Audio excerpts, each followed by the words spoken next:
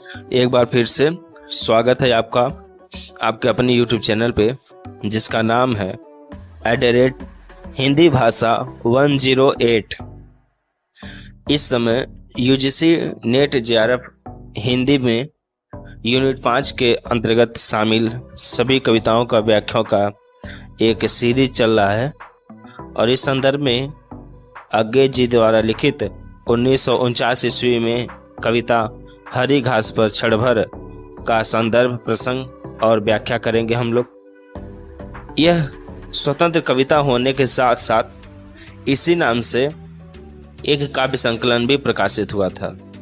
इस कविता को इलाहाबाद में अज्ञे जी के द्वारा लिखा गया और आपको याद होगा सन 1949 ईस्वी में ही अज्ञे जी ने एक और कविता लिखा था, कलगी बाजरे की।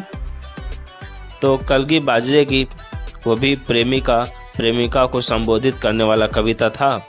और आज का जो विषय है हरी घास पर क्षण भर, यह भी प्रेमी द्वारा प्रेमिका को संबोधित या संवाद शैली में अथवा मैं शैली में लिखा गया एक कविता है, जिसकी व्याख्या हम लोग करेंगे। जैसा कि आप सभी को पता भी है कि हम लोग पूरे व्याख्या को 3 भागों में विभाजित करते हैं, संदर्भ, प्रसंग और व्याख्या। तो संदर्भ देखते हैं कि क्या क्या कारण हो सकता है कवि द्वारा इस कविता को लिखने का। तो इस कविता में सभ्य शिष्ट जीवन को कवि दर्शाता है, नगरों की बेचैनी को दर्शाता है और कोमलता, करुणा, संवेदना व समय का अभाव जो हो गया इस भाग दौड़ भरी जिंदगी में, मशीनीकरण में, आधुनिकीकरण में हम जो मानव से मशीन के रूप में व्यवहार करने लगे हैं, इन सब बातों का कवि ने उल्लेख किया है और इनसे होने वाले दुष्प्रभाव का वर्णन हुआ है। यहाँ पे कवि द्वारा मानव मन की प्रतिष्ठा किया जा रहा है। प्रेमी प्रेमिका को संवाद के रूप में लिखा गया है, मैं शैली में लिखा गया है। प्रेमी द्वारा प्रेमिका को हम कह सकते हैं कहीं न कहीं समझाने का या बातों को स्पष्ट करने के संदर्भ में कविता लिखा गया है। हो सकता है समय के अभाव में जो प्रेमी है या प्रेमिका है वो मिल न पा रहे हों, साथी है जो अच्छे समय न बिता पा रहे हों, इसी संदर्भ में ये कविता लिखा गया है। तो समय के अभाव व उसके प्रभाव का चित्रण इस कविता में साफ तौर पे देखा जा सकता है। कवि यहाँ पे अपनी बातों को स्पष्ट करने के रूप में पंक्तियों को लिख रहा है। जैसा कि आप सभी जानते हैं कि एक बार मैं पुनः बता दूं कि इस कविता को हम लोग 3 भागों में देखेंगे, संदर्भ, प्रसंग, व्याख्या। तो कहीं न कहीं यहाँ पे भी कवि अपने प्रेमिका को संबोधित कर रहा है और इसी सन में लिखा गया कलगी बाजरे में भी कर रहा था। और दोनों में देखेंगे, जहाँ पे कलगी बाजरे में अपनी प्रेमिका को कवि शीर्ष पर रख रहा था, कलगी का अर्थ शीर्ष के रूप में हम देखेंगे, शीर्ष पे रख रहा था, वहीं पे यहाँ पे वह मना रहा है और पास में बैठ करके बात करने की कर रहा है और अपने बातों को रखने की बात कर रहा है। और फिर ये समय गुजर जाएगा तो इसका भी वर्णन कवि कर रहा है। यानी प्रकृति और मनुष्य का, प्रकृति और मानव मन का बीच में संबंध को यहाँ पे स्थापित किया गया है। किस प्रकार से हम लोग भाग दौड़ भरी जिंदगी में छोटी छोटी खुशियों में अपने खुशियों को नहीं तलाश पाते हैं और लक्ष्य पे लगे रहते हैं, और जो लक्ष्य के प्राप्ति के बीच में जो प्रोसीजर हो रहा है, जो समय बीत रहा है, जो रोज दिनचर्या बीत रही है, इसमें जो हमें खुशी मिलती, प्रसन्नता मिलती, छोटी छोटी खुशियां, इसको हम लोग नजरअंदाज कर देते हैं। कवि यही कह रहा है कि साधन महत्वपूर्ण होता है, यहाँ पे साध्य नहीं, या साध्य महत्वपूर्ण है, वह एक दिन पूर्ति उसकी हो भी जाएगी, लेकिन साधन जो है वो जो प्रतिदिन चल रहा है, प्रक्रिया चल रहा है। जैसे यदि आपके कोई लक्ष्य हो कि नौकरी पाना, तो आप एक दिन नौकरी पाएंगे ही, मेहनत कर ही रहे हैं, लेकिन 2 साल, 1 साल, 3 साल, 4 साल बाद जब नौकरी पाएंगे तो पाएंगे ही, लेकिन उस दौरान जो प्रक्रियाएं चल रही, रोज जो समय बीत रहा है, ये गोल्डन पीरियड जो समय है, इसे कहीं ना कहीं हम लोग भूल जा रहे हैं। जैसे आसपास छोटे छोटे चीजों में खुशी ढूंढ लेना, यही कारण है कवि ने ऐसा कविता लिखा है। यह हो गया आपका संदर्भ। आगे हम लोग प्रसंग को भी देखेंगे कि इस कविता का क्या प्रसंग हो सकता है और उसके बाद इसकी व्याख्या को देखा जाएगा डिटेल में एक एक पंक्तियों के एक एक शब्दों के द्वारा। सारांश। आगे की कविता हरी घास पर क्षण भर आधुनिक हिंदी काव्य की एक सूक्ष्म और गहन भावनाओं से भरी कविता है। यह कविता अपनी सादगी के साथ साथ गहरे दार्शनिक और आध्यात्मिक अर्थ भी प्रस्तुत करती है। इसमें प्रकृति और जीवन की नजदीकी के साथ साथ मानवीय अस्तित्व की नाजुकता को भी दर्शाया गया है। सारांश में कथन में यह प्रश्न पूछ सकता है और उसका उत्तर यह होगा कि इस कविता में प्रकृति और जीवन की नजदीकी के साथ साथ मानवीय अस्तित्व की नाजुकता को भी दर्शाया गया है। कविता के सारांश में हम देखेंगे हरा घास को, जो हरी हरी घास है, इसको प्रतीक के रूप में दर्शाया गया है। हरी घास कविता में जीवन की ताजगी, नवीनीकरण और प्राकृतिक सुंदरता का प्रतीक है। यह जीवन के कोमल, संवेदनशील और ताजगी से भरे क्षणों का भी प्रतीक है। हरी घास का उल्लेख करते हुए आगे यह कहते हैं कि यह हमें संकेत दे रहा है जीवन की यह सादगी और शांति प्रकृति से जुड़कर महसूस की जा सकती है। इस भाग दौड़ भरी जीवन में जब हमारा जीवन मशीनीकरण हो गया है, मशीन की तरह हम व्यवहार करने लगे हैं, समय बहुत कम है लोगों के पास, स्वयं के लिए समय निकालना कठिन है, इस बात का उल्लेख कवि कर रहा है। और क्षण भर का दूरी के संदर्भ में भी बात कर रहा है और समय के संदर्भ में भी बात कवि कर रहा है। जीवन और प्रकृति के बीच की दूरी कितनी मामूली हो सकती है, लेकिन यह दूरी बहुत मायने रखती है। यह दूरी केवल भौतिक नहीं है बल्कि मानसिक और भावनात्मक भी हो सकती है। कवि यही दर्शा रहा है। कवि यह कह रहा है कि इस कविता में प्रकृति और मानव का संबंध भी दिखाया गया है। कवि इस बात पर ध्यान केंद्रित करते हैं कि कैसे मनुष्य और प्रकृति के बीच की ये छोटी सी दूरी मनुष्य के जीवन में बड़े प्रभाव डाल सकती है। यह दूरी प्रकृति के साथ जुड़ाव की कमी का प्रतीक है। मनुष्य के जीवन में तकनीकी उन्नति और व्यावसायिक जीवन शैली ने उसे प्रकृति से दूर कर दिया है। कवि इस कविता में आध्यात्मिक दृष्टिकोण भी लाता है कि कविता में आध्यात्मिकता का भी दृष्टिकोण है। हरी घास पर क्षण भर की दूरी मानवीय अस्तित्व और आध्यात्मिक ज्ञान के बीच की दूरी को भी इंगित करती है। यह एक छोटी दूरी जीवन के साधारण पहलुओं को गहरे अर्थ में खोजने का कोशिश करते हुए दर्शाई गई है। यह कविता जीवन की वास्तविकता और सच्चाई कभी कभी बहुत नजदीक होती है, लेकिन हम उसे नजरअंदाज कर देते हैं।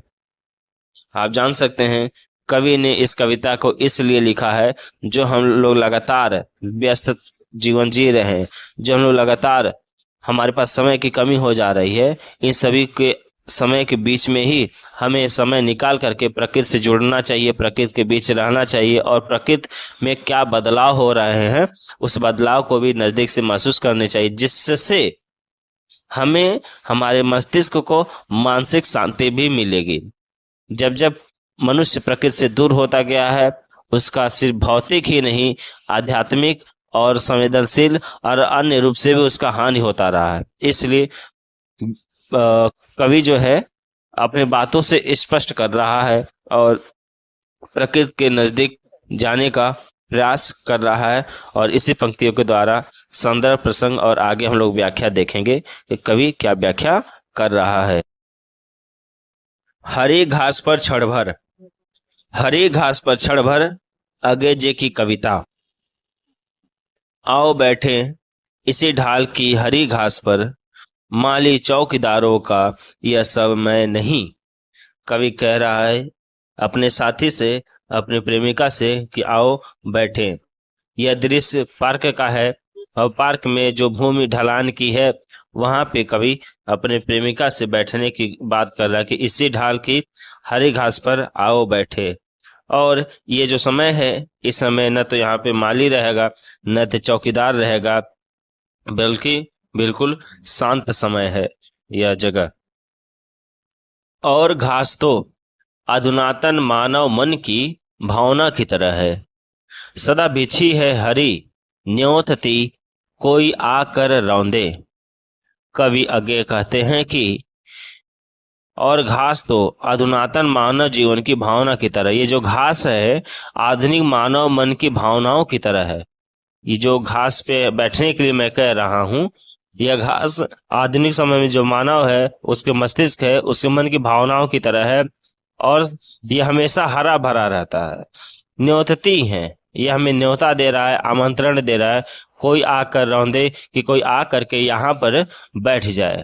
शहर की भागदौड़ भरी जिंदगी में यह घास हमें न्योता दे रहे हैं कि आ करके सुकून के पल यहाँ पर कोई बिता सके। आओ बैठो तनिक और सटकर, कि हमारे बीच स्नेह भर का व्यवधान रहे। बस नहीं दरारे सब शिष्ट जीवन की। आगे कहते कि आओ बैठ जाओ।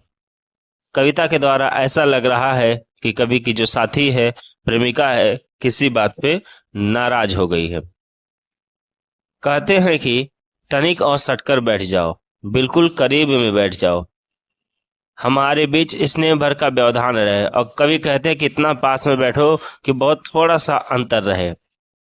नहीं दरारें सब शिष्ट जीवन की, ये जो दरारें हैं ये थोड़ी सी दूरी रहेगी, ये सब जीवन का प्रतीक रहेंगे।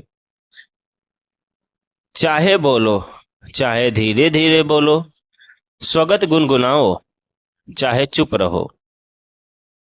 कवि कह रहा है तुम चाहे बोलो, या मन कर रहा है तो धीरे धीरे ही बोलो, और नहीं धीरे धीरे बोलने का मन कर रहा है तो मन में ही कुछ गुनगुना लो, या फिर तुम चुप ही रहो। जिस भी अवस्था में रहोगी, क्योंकि कवि का कथन भी है कि मौन भी अभिव्यंजना है, तो जितना तुम्हारा सच है उतना ही कहो। तो कवि यहाँ पे अभिव्यक्ति की बात कर रहा है कि अपने आप को व्यक्त करो, अभिव्यक्त करो, और अभिव्यक्त करने का कोई भी तरीका हो सकता है। हो प्रकृतस्थ तनो मत कटी छटी उस बाढ़ सरीखी। कवि कह रहा है कि प्राकृतिक रूप से रहो, जैसे नेचुरल हर चीजें होती हैं।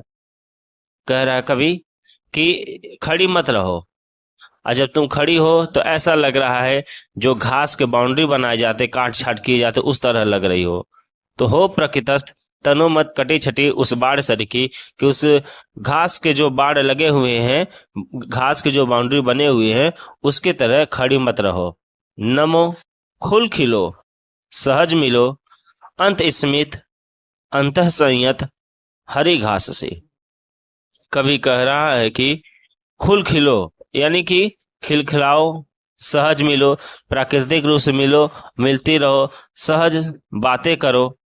अंत स्मित, अंत स्मित का अर्थ हो जाएगा धीमी, अंत संयत का अर्थ हो जाएगा नियंत्रण, हरी घास सी, और तुम नियंत्रित हो घास की तरह, जैसे घास संयमित है, घास जैसे हरा भरा है। क्षण भर भुला सके हम नगर की बेचैन बुदकती गड्डम गड्ड अकुलाहट, और न माने उसे पलायन। कवि कहता है कि थोड़ी देर के लिए, क्षण भर के लिए भुला जाएं कम से कम हम लोग कि हम क्या हैं।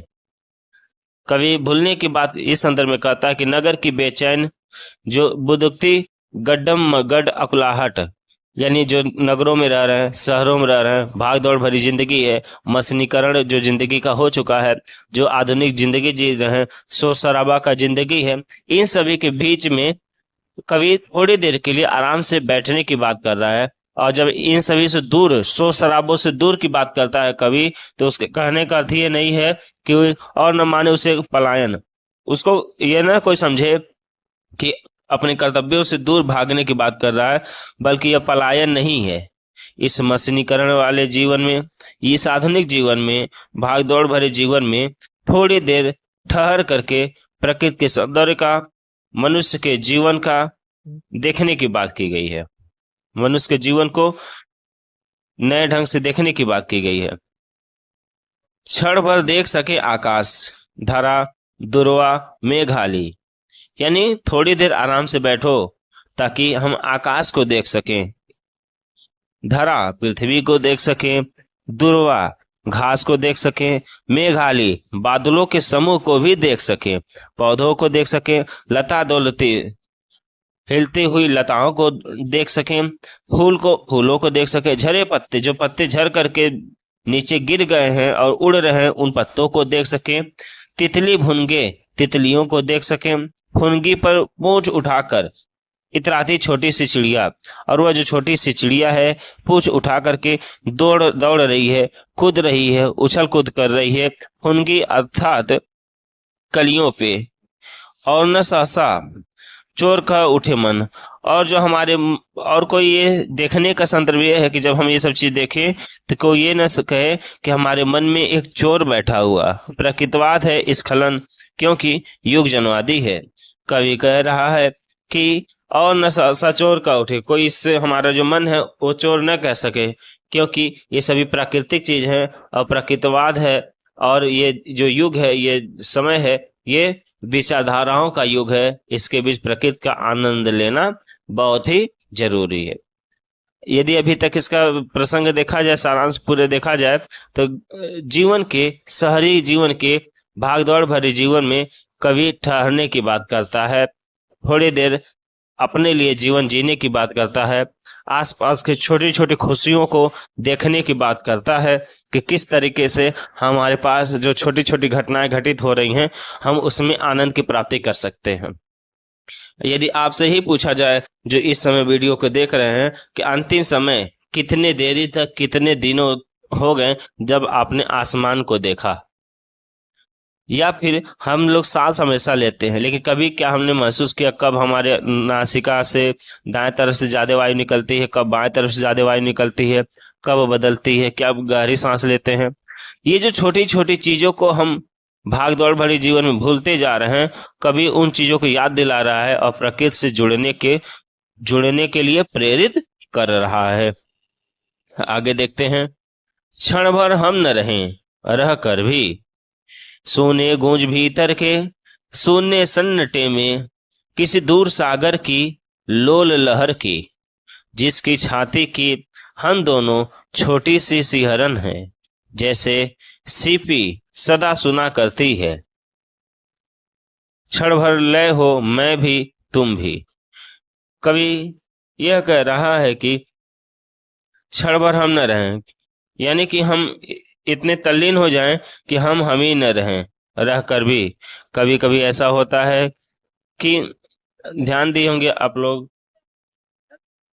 कभी आगे कहते हैं कि क्षण भर हम न रहें रह कर भी, यानी कि एकांत में बैठें, ध्यान लगा कर बैठें, और जो हमारे मन के शून्य गूंज भीतर की, जो हमारे मन के अंदर, हमारे शरीर के अंदर जो गूंज है, जो ध्वनि है, उसको हम सुन सकें शून्य सन्नाटे में। और जब हमारे अंदर की बातों को, अंतरात्मा को, तभी हम सुन पाएंगे जब हम एकाग्रचित होकर के शांत वातावरण में ध्यान से बैठेंगे, एकाग्रचित होकर के।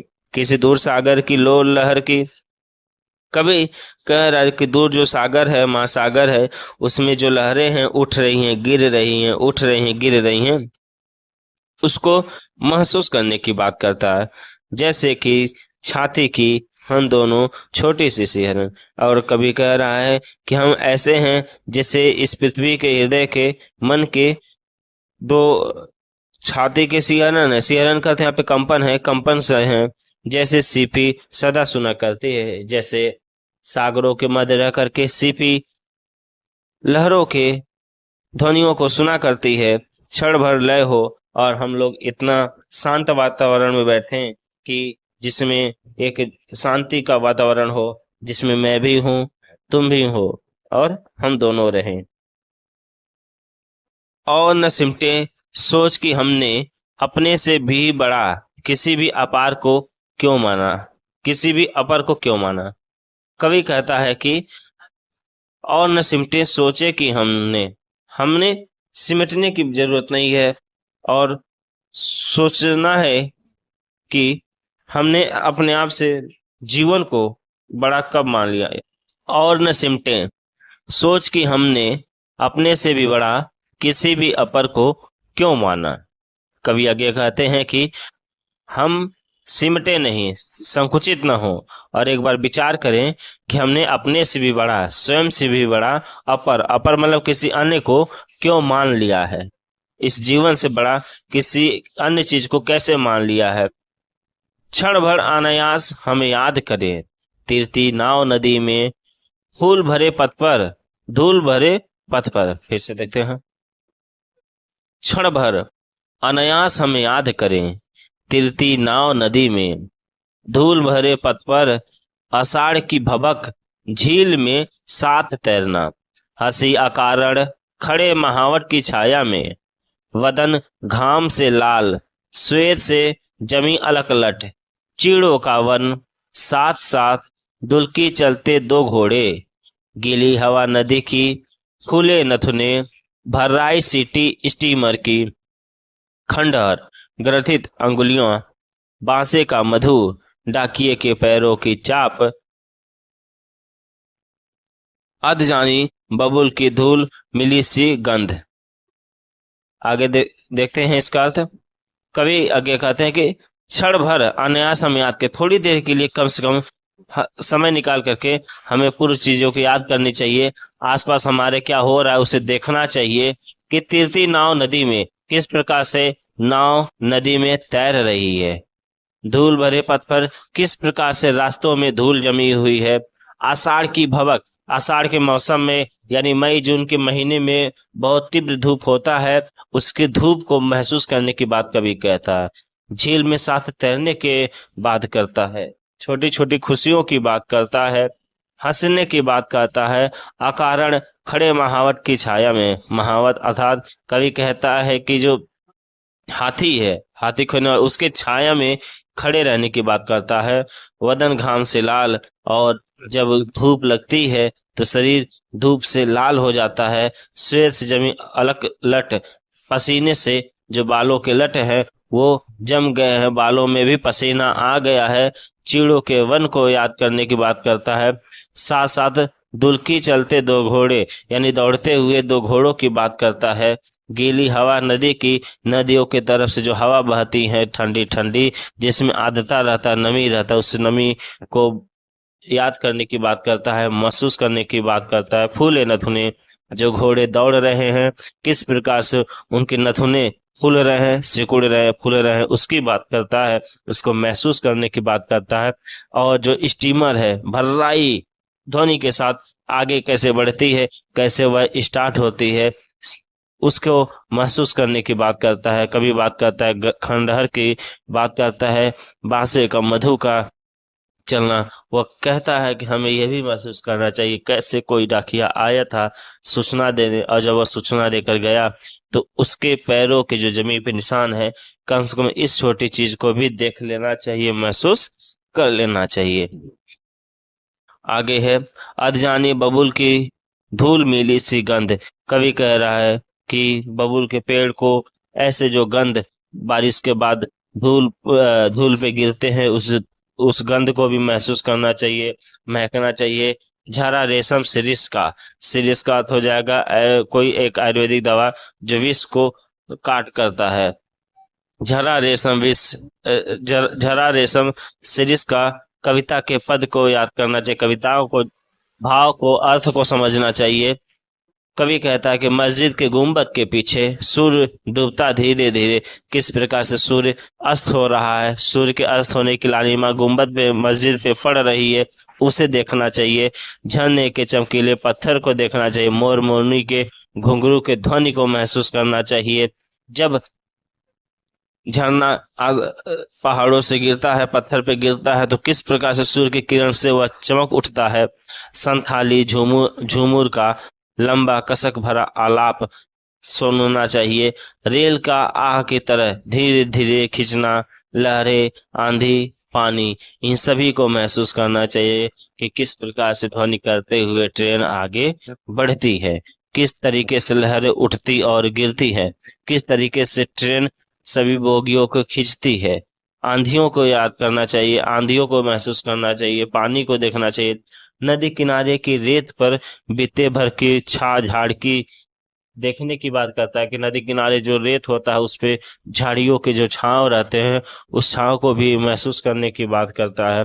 अंगुल नाप कर तोड़े तिनकों का समूह लो मौन। कवि हर एक चीजों का जिसे हम लोग भाग दौड़ भरी जिंदगी में देख नहीं पा रहे हैं, सुन नहीं पा रहे, समझ नहीं पा रहे हैं, उसको महसूस करने की बात कवि कहता है।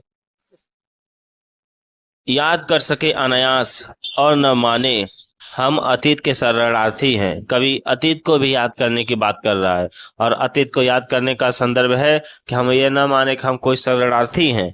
स्मरण हमारा जीवन के अनुभव का प्रत्यावलोकन, जो हमारा स्मरण है, जो पुरानी चीजों को हम याद कर रहे हैं, जीवन के अनुभव का प्रत्यावलोकन। प्रत्यावलोकन का अर्थ होता है घटना पर दोबारा सोचना या विचार करना, यानी जो हमारे जीवन में घटनाएं घट चुकी हैं, एक बार उस पुरानी घटनाओं पे भी दोबारा हमें विचार कर लेना चाहिए। हमें न हीन बनावे प्रत्यभिमुख होने के पाप बोध से।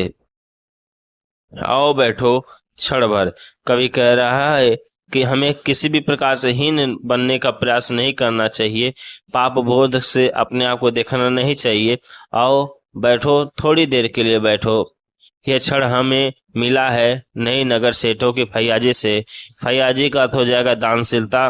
कवि कह रहा है कि जो हमारे लिए यह समय मिला है, किसी के दानशीलता से नहीं मिला है, किसी के खैरात में नहीं मिला है। ये जो समय है हमारा अपना निजी समय है, अपना निजी धन है। हमें मिला है यह अपने जीवन की निधि से ब्याज से लिखा। कवि कह रहा है ये जो हमारा समय है ये हमें मिला है, हमें अपने जीवन से मिला है, अपने जीवन के धन से मिला है। ऐसे ही मिला है जैसे ब्याज मिलता है। कवि यहाँ पे पूरे जीवन को मूलधन मानता है, और जो थोड़ा सा समय मिल गया है ये भाग दौड़ भरी जिंदगी में, उसको ब्याज के रूप में देखता है। आओ बैठो क्षण भर तुम्हें निहारूं, कवि कहता है कि बैठ जाओ और मैं तुम्हें निहारूं, अपनी जानी एक एक रेखा पहचानूं जो मेरे जानने लायक है। जाने वाले मतलब जानने लायक, जो मेरे जानने लायक है, मैं उस एक एक रेखा को पहचानना चाहता हूँ। चेहरे की, आंखों की, अंतर्मन की, जो चेहरे पे रेखाएं बनी हैं, जो आंखों में रेखाएं हैं, और इसके अलावा जो तुम्हारे अंतर मन में है, तुम्हारे हृदय में है, जो किसी को दिखता नहीं है, मैं उसे भी देखना चाहता हूँ और पढ़ना चाहता हूँ। और हमारी साझे की अनगिनी स्मृतियों की तुम्हें निहारूं, झिझक न हो कि निरखना दबी वासना की विकृति है। कवि कहता है कि सुखद स्मृतियों को देखना, निहारना चाहता हूँ, तुम्हें बार बार निहारना चाहता हूँ। झिझक न हो कि निरखना, ये निहारना कहीं ऐसा न हो कि तुम ये समझ सको कि ये कोई वासना की विकृति है, बल्कि मैं तुम्हें हर एक प्रकार से देखना और निहारना चाहता हूँ, लेकिन ये मेरा वासना नहीं है। धीरे धीरे धुंधले से चेहरे की रेखाएं मिट जाएं, केवल नेत्र जगें उतने ही धीरे। कवि कहता है कि मैं देखता रहूं और जो रेखाएं हैं चेहरे की, धीरे धीरे वो मिट जाएं, और अंततः परिस्थिति ऐसी आ जाए कि मैं केवल और केवल तुम्हारे नेत्रों को देख सकूं, नेत्रों में ही डूब जाऊं। हरी घास की पत्ती पत्ती भी मिट जावे, लिपट झाड़ियों के पैरों में। कवि कहता है जैसे घास बड़ा होता है और झाड़ियां रहती हैं, तो वो लिपट जाते हैं, मिट जाते हैं, दोनों के भेद समाप्त हो जाते हैं, वैसे ही और झाड़ियों भी घुल जावे क्षिति रेखा के मसृण ध्वस्त। और झाड़ियां भी घुल जावें क्षिति रेखा की मसृण ध्वस्त, केवल बना रहे विस्तार हमारा बोध मुक्ति का, सीमाहीन खुलेपन का ही। कवि यहाँ पे झाड़ियों और घास के बढ़ते स्वरूप को और अपने दूसरों मिलने के स्वरूप को दिखाया गया है, कि जैसे झाड़ियां घास बड़े हो जाते हैं और भेद करना मुश्किल हो जाता है, ठीक उसी प्रकार से मैं तुम्हें देखूं और निहारूं। चलो उठे अब तक हम थे बंधु शहर को आए। कवि कहता है कि चलो अब उठो, अर्थात अब समय हो गया है यहाँ से जाने का। अभी तक तो हम लोग यहाँ पे सैर करने के लिए आए थे। देखे हैं क्या कभी घास पर लोटपोट होते सत भैये शोर मचाते। सत भैया एक प्रकार की चिड़िया है जो मैना की तरह दिखती है। तो कवि कहता है कि क्या कभी देखा है कि कोई चिड़िया सत भैया घास को ऊपर लोटपोट करते हुए, शोर मचाते हुए? शायद नहीं। और रहे बैठे तो लोग कहेंगे धुंधले में दुबके प्रेमी बैठे हैं। कवि कहता है कि अब यदि हम लोग ज्यादा देरी तक यहाँ बैठेंगे तो लोग अनायास ही अनर्गल भिन्न भिन्न प्रकार की बातें करने लगेंगे और कहेंगे देखो वहां कोने में कोई दो प्रेमी बैठे हुए हैं दुबके से। वह हम हो भी तो यह हरी घास ही जाने। कवि कहता और यदि हम लोग प्रेमी हैं भी तो ये कोई तीसरा नहीं, केवल और केवल यह घास ही जान पाए।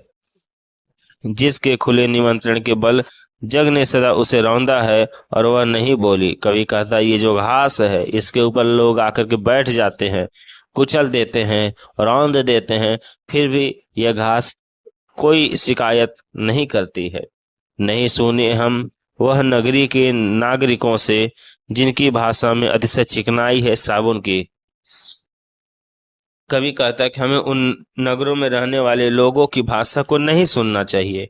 क्यों? क्योंकि उनकी भाषा में बहुत चिकनाहट है, उनकी बोली में बहुत ही चिकनाहट है। चिकनाहट का संदर्भ बेवजह का प्रशंसा करते हैं, चापलूसी करते हैं। और उनके बोली में इतना चिकनाहट है कि उसकी तुलना कभी साबुन से किया है कि साबुन में भी उतना चिकनाहट नहीं होता है, किंतु नहीं है करुणा। और कवि कहता है कि उनके अंदर करुणा नाम की चीज ही नहीं है। उठो चलो प्रिय।